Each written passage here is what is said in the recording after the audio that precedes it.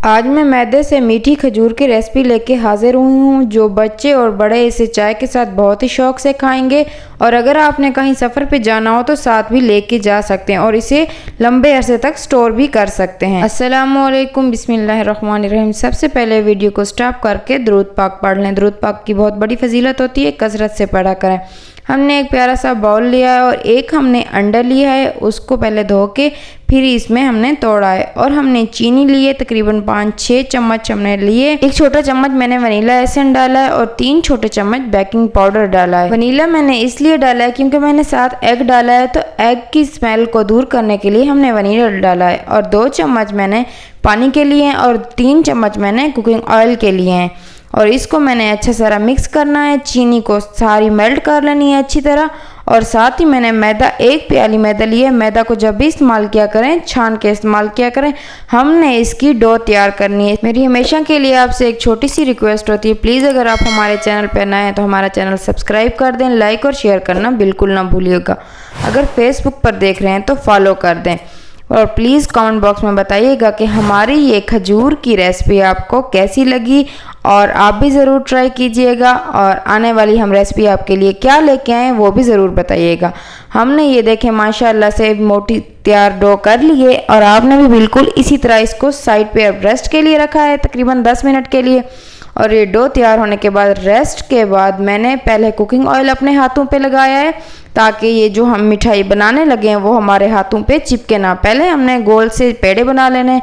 आपने जितनी मर्जी मिठाई बनानी है, मोटी या पतली, उसी हिसाब से पेड़े लेना है। मुझे बड़ी अच्छी लगी खजूर, मैंने इसीलिए थोड़े बड़े पेड़े बनाए।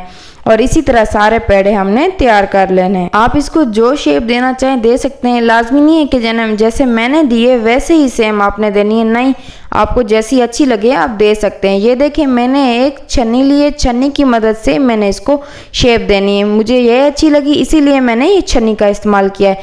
पहले हमने थोड़ा सा लंबा से इसको शेप में लेके आना है, फिर ऐसे रख के और हमने अब एक साइड से भी इसको उठा लेना है और फिर हमने दूसरी साइड से भी किनारे इसके दोनों मिक्स करके मिला देने एक साथ। और ये देखें हमारी माशाल्लाह से खजूर डिज़ाइनिंग दार बन के तैयार हो चुकी है। सेम हमने यही प्रोसेस करना है और सारी खजूरें बिल्कुल इसी तरह ही हमने बना लेनी है। मैंने ऑयल गर्म होने के लिए साइड पे रख दिया था और वो जब तक गर्म होता है मैं अपनी खजूरें सारी तैयार कर लेती हूँ। ये देखें माशाल्लाह से मैंने सारी खजूरें बना ली हैं और ऑयल हमारा अच्छा भला गर्म हो चुका है। और अब हमने इसमें डाल लेना है। और प्लीज़ ये बात याद रखिएगा कि इसकी फ्लेम बिल्कुल लो रखनी है। हाई फ्लेम हुई तो ये जल भी जाएंगे जल्दी से और अंदर से ये बिल्कुल कच्चे रह जाएंगे और हमने ऐसा बिल्कुल नहीं करना। ये देखें माशाल्लाह से हल्का हल्का इनका कलर चेंज होने लगा है, गोल्डन सा होने लगा है।